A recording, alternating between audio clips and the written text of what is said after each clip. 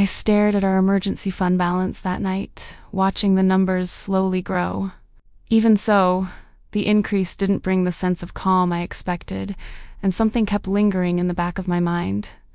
Whenever I saw the savings balance move up a little, my mind immediately returned to an old debt that still wasn't gone. It felt like taking a step forward while something quietly kept pulling me back. I tried not to focus on that feeling. We had wanted this emergency fund for a long time, yet I still couldn't shake the feeling that we weren't fully secure. I started questioning whether we were making the right decision. Should all of that money be going toward the debt instead? My name is Clara, and while we were trying to build a safer future, I couldn't stop feeling haunted by a part of our past that still wasn't finished. Arman left for work that morning like he always did. Mira was busy searching for a missing school sock, and the house felt warm and completely ordinary. Before closing my laptop, I checked our family finance app. An automatic transfer had gone into the emergency fund, and I smiled for a moment before the familiar guilt returned. On the next screen, I could still see the remaining loan balance. The number was smaller now, but it wasn't finished, and it wasn't truly gone. While washing dishes that afternoon, my mind drifted back to the same numbers. Emergency fund, debt, emergency fund, debt. The same calculations started repeating almost every day without me noticing. It felt as if two numbers were quietly racing inside my head. That evening, Arman said we had made good progress this month. I nodded, but I couldn't quite feel the same excitement. I smiled softly and stayed quiet. Deep down, I kept wondering why this progress still felt so heavy. A few days later, I started noticing a pattern. Whenever there was money left at the end of the month, I found myself hesitating about where it should go. If I added it to the emergency fund, a quiet sense of guilt followed. My thoughts immediately drifted back to the debt we still carried, but when I thought about sending more money toward the debt, another worry appeared. I kept imagining what might happen if an emergency arrived unexpectedly. At first, I assumed it was a normal problem. It seemed like the kind of thing many families probably felt. Over time, though, the decision itself became exhausting. It wasn't the amount of money that wore me down, but having to make the same choice again and again. Then I began to notice something deeper. The struggle didn't seem to come from the numbers themselves. What stayed with me was the fear behind every choice. Fear of choosing wrong, fear of regret, and fear that our family might not be prepared enough for the future. One afternoon, I opened our financial notes from the past few months.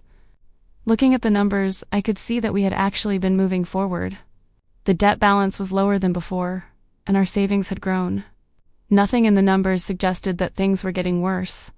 Yet somehow, I still felt behind. The progress was there, but the feeling never seemed to catch up. I started noticing the contradiction. Logically, our situation was improving, but emotionally, I still felt as if something was about to go wrong. I realized I never stopped to appreciate the small progress we made. My attention always moved straight to what was still unfinished. Every goal seemed to be replaced by another worry the moment it was reached. There was never a pause, and never a feeling that it was enough. Little by little, I felt myself running out of energy. Not because I was working harder, but because I never stopped worrying. The weekend finally arrived, and we spent the afternoon at the park with Mira. For a while, the day moved at a slower pace than the rest of the week. Mira laughed as she chased soap bubbles across the grass. Arman stood a little farther away, quietly capturing the moment. Everything looked completely fine from the outside. And the truth was, nothing was actually wrong. Yet even while sitting quietly on the bench, my thoughts returned to numbers. The calculations followed me into moments that were supposed to feel simple. My mind kept moving through different possibilities. What if an unexpected expense appeared, or our income suddenly became smaller? I never brought those thoughts up with Arman. I carried every concern quietly inside my own head. Without realizing it, the weight felt heavier over time. Maybe because it existed only inside my own thoughts. One evening, Mira sat on the living room floor with a puzzle spread around her. The house felt quiet as she focused on fitting the pieces together. Several pieces were still missing, and the picture remained incomplete. Mira's face showed a small hint of frustration as she looked over the empty spaces. "I want to finish it quickly," she said quietly. Her eyes stayed fixed on the puzzle as if willing it to come together faster. A moment later, she tried placing several pieces at once. The pieces didn't fit, and the puzzle remained exactly where it was. I sat beside her and helped search for one small missing piece. When we found it, Mira smiled without saying much. "It takes a long time, doesn't it, Mom?" she said while looking at the puzzle. Then she added that piece by piece, it eventually comes together. I stayed quiet after hearing her words. For reasons I couldn't fully explain, that simple sentence lingered in my mind. That night, Mira's words stayed with me long after the house became quiet. I found myself turning them over again in my mind before going to sleep. I began to notice how I had been thinking about our debt and savings. In my mind, they had always stood on opposite sides. It felt as if one had to win for the other to lose. I had been carrying that quiet belief without fully realizing it. Then I sat with that thought for a while. Life did not always work in such simple opposites. We were working on the past we still carried. At the same time, we were trying to build something for the future. Maybe the pace was slower than I wanted, but that did not automatically mean we were doing it wrong. For the first time in several weeks, the tension eased a little. Nothing had changed overnight, but I felt slightly lighter. The next evening, I finally brought up the thought I had been carrying for weeks. The house was quiet, and the conversation began gently. "I'm tired of feeling like I have to choose," I said softly. The words came out quieter than I expected. Arman looked at me for a moment before responding. "What do you mean?" he asked. I told him I felt guilty whenever we added to our savings. At the same time, the thought of having no emergency funds still frightened me. Arman nodded slowly. Then he admitted that he had been thinking about the same thing too.